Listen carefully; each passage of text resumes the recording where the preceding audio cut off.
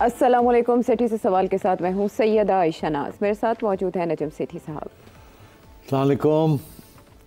सेठ साहब, बड़ी हवाएं और बड़ी अफवाहें जैसे ही 2025 शुरू हुआ तो गर्म थी कि इमरान खान साहब इसी साल रिहा हो जाएंगे, नए इलेक्शन की तारीख भी आ जाएगी, कोई मार्च अप्रैल फार्मूला भी डिस्कस हो रहा था, और मीनवाइल गवर्नमेंट के किसी बड़े करप्शन स्कैंडल की भी बाज़गश थी कि उसके बाद डोमिनो इफेक्ट शुरू होगा और मामलात काउंटडाउन की तरफ जाएंगे। कौन कह रहा था ये सारे सहाफ़ी कह रहे थे, हम तो नहीं कह रहे थे। हाँ, लेकिन आपने तो रिहाई के हवाले से एक प्रेडिक्शन की थी ना कि कब जाके वो अभी भी इमरान मेरी खान साहब प्रेडिक्शन जारी है, 2 महीने पड़े हैं। वो रिहाई नहीं मैंने कहा था, मैंने कहा था कि बाहर आ जाएंगे। बाहर से मुराद ये नहीं है कि रिहाई हो जाएगी, हाउस अरेस्ट हो सकती है, कुछ भी हो सकता है, कोई दरमियाना रास्ता हो सकता है, कुछ भी हो सकता है। अभी भी मैं समझता हूँ डिपेंड करता है कि किस हद तक वो कॉम्प्रोमाइज करने के लिए तैयार है। बहरहाल यू कैरी ऑन। सॉरी। अच्छा, नहीं, मैंने ना थोड़ा सा वो टिप ले लिया आपसे बात करके, वरना आप चाहते नहीं है कि आप इस बारे में बात करें, तो मुझे अंदाजा हुआ कि आज आप बात करने पे आमादा हैं। अच्छा। तो क्योंकि बात एक बार फिर उसी तरफ चल पड़ी है कि पाकिस्तान तहरीक इंसाफ मुज़ाकरात तो नहीं करे, मुज़ाकरात ख़त्म हो गए, नशिस्तन गुफ्तन बर्खास्तन कोई रिजल्ट नहीं निकला। पता नहीं आई क्यों थी पाकिस्तान तहरीक इंसाफ मुज़ाकरात की मेज़ पर और उसके बाद भाग क्यों गई, ये अभी तक हम नहीं जान सके। एहतजाज की कॉल दी गई है, यौम स्याह समझ लें, क्योंकि 8 फरवरी को आम इंतखाब को 1 साल मुकम्मल हो जाएगा।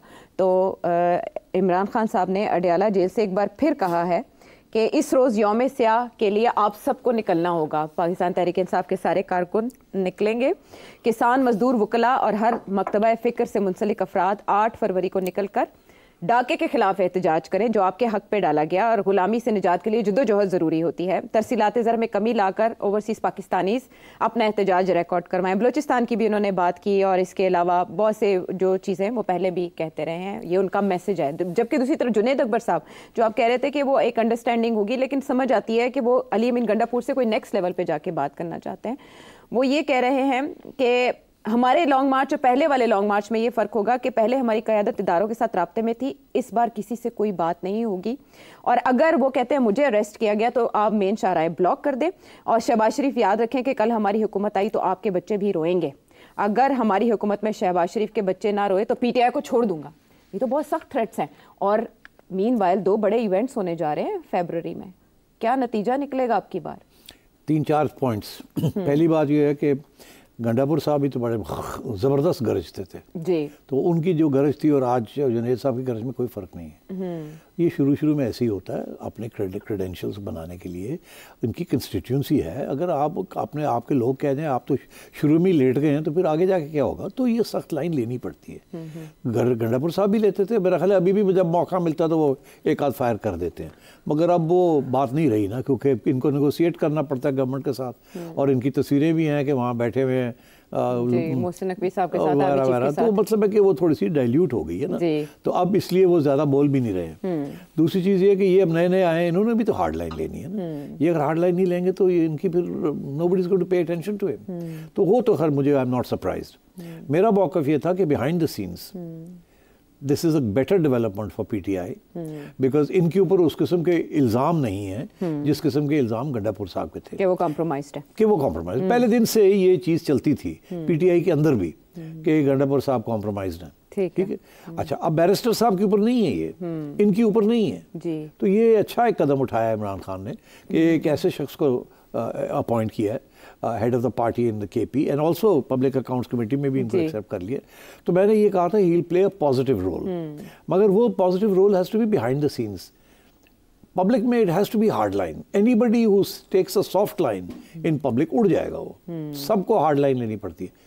तो ये वो तो इमरान खान भी हार्ड लाइन ले रहे हैं, ठीक है ना, तो उन्होंने कभी सॉफ्ट लाइन तो ली नहीं जी। मगर जो ये मुज़ाकरात और ये वो जो होते हैं ये सॉफ्ट लाइन के जरिए होते हैं ना, हार्ड लाइन के जरिए तो नहीं होते। जब बैरिस्टर साहब को इमरान खान ने कहा था जाओ जाके बात करो, गवर्नमेंट के साथ ही कर लो, एस्टैब्लिशमेंट नहीं करती तो ना सही, तो वो सॉफ्ट लाइन ही थी ना। मगर पब्लिक में तो खान साहब गरज रहे थे, ये कर देंगे, वो कर देंगे, ये हो गया, फलाना हो गया, हम तो हाँ हम तो सिर्फ पावर ब्रोकर्स के साथ बात करेंगे, पिछू ने क्या था जाके गल कर लो। तो अब मैं समझता हूँ this is I am not surprise. पहली बात तो ये कि जुनैद साहब ये बातें कर रहे हैं, मैं इनकी कोई अहमियत नहीं है।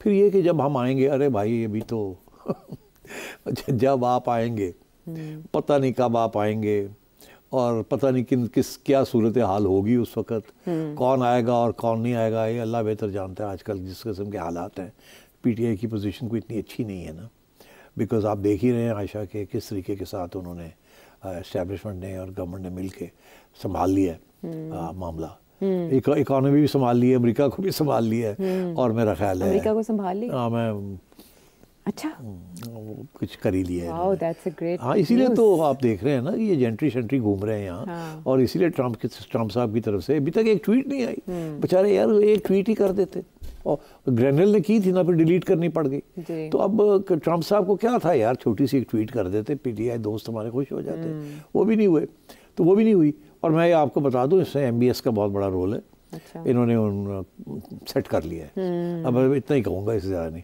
اور اگر کوئی آئی بھی بات نا فرام ٹرمپ، اس کی کوئی اہمیت نہیں ہوگی، انہوں نے، میں بتا رہا ہوں آپ کو کہ سٹچ اپ کر لیا ہے، ہاں انہوں نے تھوڑی سی پری ایمپٹیو کام کر لیا تھا، بھاگ دوڑ کر لی تھی، اور یہ نہیں کہ جی واشنگٹن کے اندر محسن نقوی صاحب آئے گئے ہیں یا ہمارے ایمبیسڈر صاحب آئے گئے، نہیں، انہوں نے سعودی عربیہ کا راستہ استعمال کر کے اور اپنے آپ کو سٹچ اپ کر لیا۔ اچھا، تو ایک تو یہ بڑی امپورٹنٹ ڈیولپمنٹ ہے۔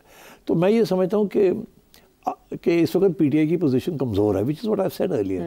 اب اس کمزور پوزیشن کو کیسے مضبوط کرنا ہے، کیسے اس کو چینج کرنا ہے، تو خان صاحب ہیز نو آپشن، بیکاز یہ جو ڈیمانڈ تھی ان کی کہ جی وہ کمیشنز بنائی جائیں، وہ تو گورنمنٹ جو ہے وہ اور قسم کی کمیشن بنانا چاہتی ہے۔ ہاں، تو آپ کے خیال میں وہ آفر ایکسیپٹ کر لینی چاہیے تھی عمران خان صاحب کو، اس کا فائدہ ہوتا پارلیمنٹری کمیشن؟ میرا خیال ہے وہ کر لیتے تو بہتر تھا، he should have had any commission, کم از کم یہ معاملہ تو طے ہوتا نا کہ کمیشن بننی ہے۔ میں سمجھتا ہوں گورنمنٹ نے اس کو بھی روکنے کی کوشش کرنی تھی، تو یہ اگر وہ گورنمنٹ کہہ رہی تھی کہ 2014 بھی کھولو تو 2018 بھی کھولو، تو ان کو چاہیے تھا کرو، کھولو، کم از کم ایک پوائنٹ آف ریفرنس تو بنتا۔ اور میں سمجھتا ہوں شاید گورنمنٹ بھی ادھر ادھر ہونے کی کوشش کرتی، بیکاز ڈونٹ فرگیٹ جب 2018 کھولیں گے اور 2014 کھولیں گے تو خان صاحب تو اپنی جگہ پہ، تو اسٹیبلشمنٹ بھی تو بیچ میں آ جائے گی نا، تو اسٹیبلشمنٹ تو نہیں چاہے گی نا، حالانکہ آج کی اسٹیبلشمنٹ اور اس وقت کی اسٹیبلشمنٹ میں بڑا فرق ہے لیڈرشپ میں، مگر اسٹیبلشمنٹ ہمیشہ اسٹیبلشمنٹ کو پروٹیکٹ کرتی ہے، اس لیے پرانی ہو یا نہیں ہو۔